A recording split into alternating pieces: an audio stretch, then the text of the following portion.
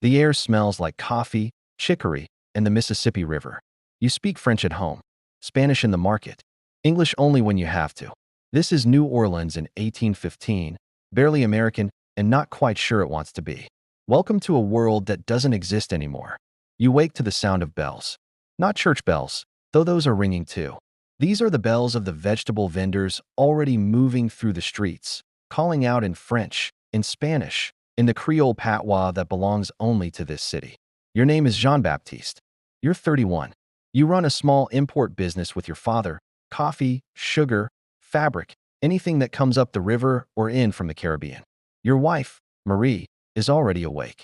You can hear her in the kitchen with Celeste, the woman who's worked for your family since before you were born. They're speaking rapid Creole French, laughing about something you can't quite hear. You dress slowly.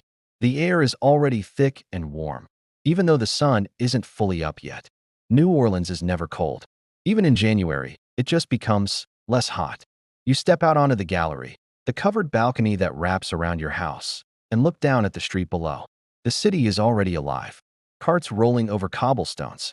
Voices in 3 languages mixing together. The smell of bread baking somewhere nearby. A rooster crowing 2 houses over. This is not like the rest of America. This is Nouvelle-Orléans, and it has its own rules. Breakfast is café au lait and beignet. You sit at the table with your father and Marie. Your father reads a French newspaper that arrived last week on a ship from Haiti. The news is always old by the time it gets here, but he reads it anyway. The war is over, he says in French, not looking up. Jackson beat the British outside the city 2 weeks ago. You nod. You were there. You saw it. Every able man in the city was called up to defend against the British invasion. Americans, French, free men of color, pirates from Barataria. It was chaos, but it worked. And now what? Marie asks. Your father shrugs. Now we are Americans, I suppose. The word feels strange in his mouth. Americans. You've been American for 12 years now, ever since the Louisiana Purchase in 1803. But it doesn't feel real. The Americans who've moved here don't speak French. They don't understand the city. They try to impose their laws, their language, their way of doing things. But New Orleans resists. Your father finishes his coffee and stands. Come, we have work. You follow him out into the street. The French market is already packed by the time you arrive. This is the heart of the city. A long covered arcade stretching along the river, filled with vendors selling everything. Vegetables, fish, rice, indigo, tobacco, live chickens, fabric from France, rum from Jamaica, mysterious roots, and herbs you don't recognize. The noise is overwhelming. A dozen conversations happening at once in a dozen languages. You move through the stalls with your father, checking prices, negotiating with vendors, making notes. You're looking for someone who can supply coffee beans. Your last shipment sold out in 3 days. A woman selling okra and file powder calls out to you in Creole. Your father stops to talk to her. She's older, her French mixed with African words you've heard all your life, but never fully understood. She tells him about a ship coming in from Saint-Domingue. Haiti now, since the revolution, carrying coffee and sugar. Your father nods. We'll be there when it docks. Business here is about relationships, about knowing people, about trust. The Americans don't understand that. They want contracts, paperwork, everything written down. But here, a handshake still means something. By noon, the heat is unbearable. You return home for dinner, the main meal of the day. Marie has prepared gumbo, a dark, thick stew made with okra, shrimp, sausage, and file powder. It's served over rice, with French bread on the side. This is Creole food. Not French, not Spanish, not African. All of it, and none of it. Something entirely new. You eat slowly, savoring it. Outside, the city has slowed down. The heat forces everyone indoors during the middle of the day. You can hear shutters closing, people retreating to the cool darkness of their homes. After dinner, you rest. This is the rhythm of New Orleans.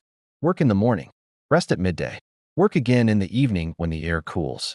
You lie in the dim bedroom, listening to the sounds of the city, a distant guitar, someone singing in Spanish, the ever-present hum of the river just a few blocks away. You think about your father's words this morning. Now we are Americans. But what does that even mean? You were born here when this was Spanish territory. You grew up speaking French. You do business with people from a dozen different countries. You've never been to the United States, not the real United States, the English-speaking one up north. Are you American? Or are you something else entirely? You don't have an answer. As the sun begins to set, the city comes alive again. You walk with Marie to the Place d'Armes, the main square. People are gathering for the evening promenade. Men in linen suits. Women in light cotton dresses, their hair covered with colorful tignons, the headscarves required by law for women of color, but which have become a form of quiet, beautiful rebellion. You hear music, always music, a fiddle, a accordion, voices singing in Creole. You stop at a cafe and order 2 small glasses of tafia, rum from the islands. You sit outside and watch the city move around you.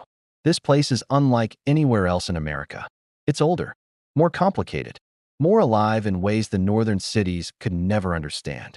You speak 3 languages. You eat food that doesn't exist anywhere else.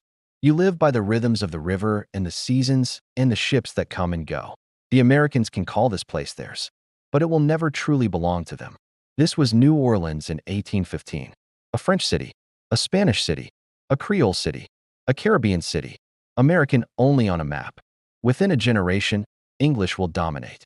The French language will fade. The Creole culture will be pushed to the margins. But for now, in 1815, New Orleans is still itself. A city between worlds. A place that belongs to no one and everyone. And you, Jean-Baptiste, merchant, son of this strange and beautiful city, are living in the last days of a world that is already disappearing.